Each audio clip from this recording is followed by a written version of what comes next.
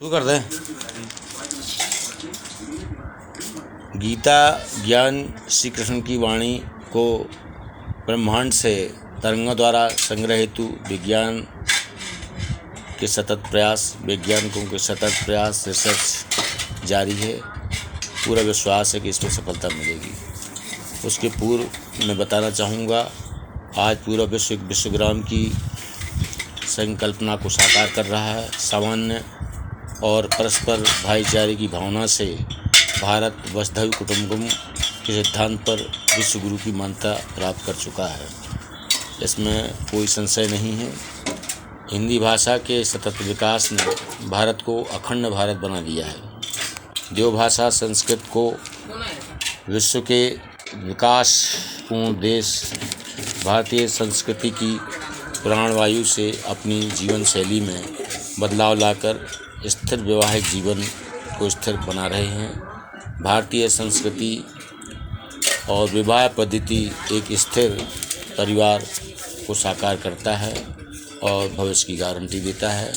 और भारत द्वारा संस्कारित बच्चे अपने माता पिता को पृथ्वी पर देवता ईश्वर मानकर उनकी सतत सेवा वृद्धावस्था में करते हैं, संयुक्त परिवार में रहते हैं और अपना जीवन धन्य करते हैं। अंतर्राष्ट्रीय मंच पर संस्कृत भाषा के बाद हिंदी का अध्ययन और अध्यापन को महत्वपूर्ण स्थान दिया जा रहा है।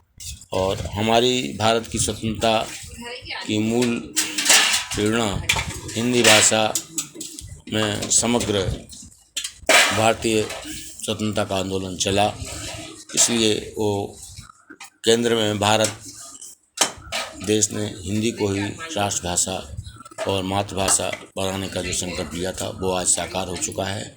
आज मानवाधिकार की बात करने वाले विश्व के कई देश स्वयं ही भारत की सांस्कृतिक पहचान से अपनी निजी जीवन शैली में बदलाव कर योगम क्षेमम की भावना से भारत के वैदिक ज्ञान को अपनाकर विज्ञान और विकास हेतु वेदों का अध्ययन अपनी अपनी भाषाओं में अनुवाद कर विज्ञान के उच्चतम स्तर को पाने और नए नए अन्वेषणों की प्रेरणा का सूत्राधार लेकर नई रिसर्च खोजों में निरंतर सफल होकर भारतीय वेदों उपनिषदों के आधार पर निरंतर आगे बढ़ रहे हैं। राजनीतिक कारणों से वह अपनी अस्मिता की रक्षा हेतु अपनी ही खोजें बता रहे हैं, जबकि उनकी मूल प्रेरणा का स्रोत भारत के वेद हैं। इसलिए वो वेदों का अध्ययन कर अपनी नई खोजों को पेटेंट की दुनिया में विश्व का आर्थिक शोषण करने, धन संग्रह की प्रतिस्पर्धा में कंपटीशन में आगे हैं। भारत का ज्ञान विज्ञान ज्योतिषीय ज्ञान लेकर भारत से तकनीकी व्यापार कर रहे हैं। भारत का रॉ मटेरियल लेकर भारत को भी नए हथियार तकनीक द्वारा बनाकर सौंपे जा रहे हैं। हम भारत देश की मूल भावना ये है कि भारत ही विश्वगुरु है और पहले भी था, आज भी है और भविष्य में ही रहेगा। अब कलयुग है। कलयुग में चेला जिसे शिष्य कहते हैं वह अपने गुरु को शिष्य बनाने में लगा हुआ है। यह कलयुग का प्रभाव है। हम अपनी भारतीय संस्कृति को समझें, पहचानें और भारतीय संस्कृति के अनुरूप अपनी जीवन शैली को ढालें। हिंदू एक दिनचर्या है, हिंदू कोई जाति नहीं है। हिंदू एक कल्चर है जिसको हमारे भारत के सर्वोच्च न्यायालय ने हिंदू शब्द की एक अलग आदेश में व्याख्या की है, जो बहुत ही विद्वतापूर्ण है और उसे पूरे विश्व को स्वीकार करना चाहिए। न्याय प्रणाली में हिंदू कोई जाति नहीं है। हिंदू एक संस्कृति है, कल्चर, एक दिनचर्या है। भारत में आत्मनिर्भरता की संस्कृति सदैव रही है, अति प्राचीन है आत्मनिर्भरता की संस्कृति।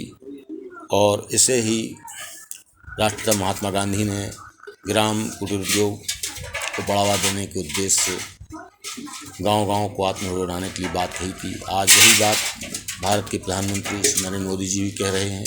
आत्मनिर्भरता से ही हम विश्व में अपनी एक अलग पहचान सदैव की तरह बनाए रखेंगे।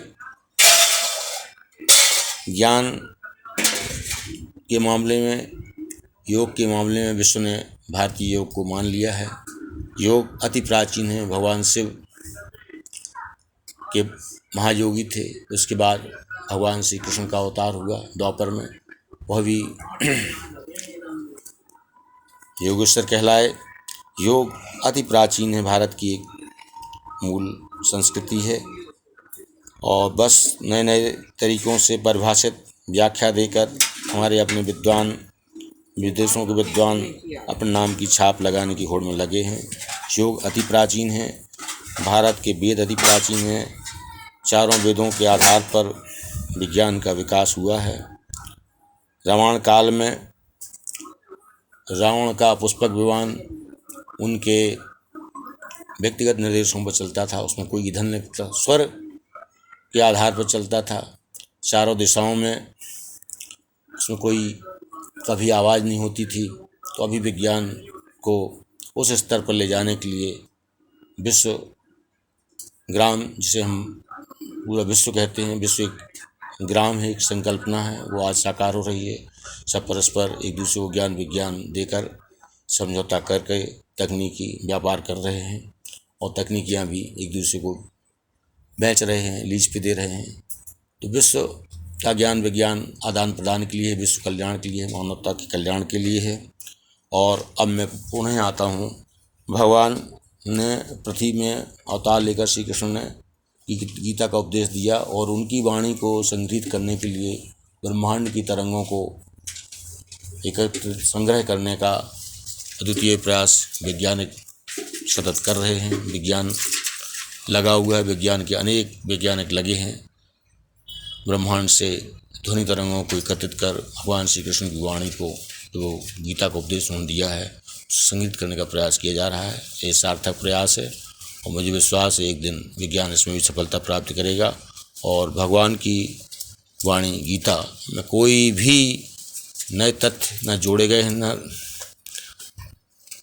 जो पहले था भगवान श्री कृष्ण के मुख से निकला है वही गीता ज्ञान है। और गीता ज्ञान पूरे विश्व के कल्याण के लिए है। किसी एक धर्म, एक जाति, एक संस्कृति के लिए नहीं है, सभी के लिए, सबके कल्याण के लिए है। और मनुष्य को हमें अपने संकीर्ण दायरे और सोच को बदलना चाहिए। विश्व के कल्याण में, लोक हित में हमें सदैव लगा रहना चाहिए। वसुधैव कुटुम्बकम की भावना भारत की शुरू से रही है और भविष्य में भी रहेगी। और इस जीवन शैली को पूरा विश्व अपने स्तर पर मानेगा। भारत भारत है और सच्चाई को दो दो चार होते हैं, दो दो तीन नहीं होते। भारत को विश्व गुरु मानने में किसी को भी संदेह नहीं। चाइना की शिक्षा मंत्री भारत आई थी, पन्ना आई थी और कालांतर में वो यूनिसेफ की एजुकेशन की चीफ थी, मैडम फेंग जुई। उन्होंने मुझे पन्ना में विश्व गुरु मेरे ज्ञान के आधार पर निरूपित किया था। धन्यवाद। जय हिंद।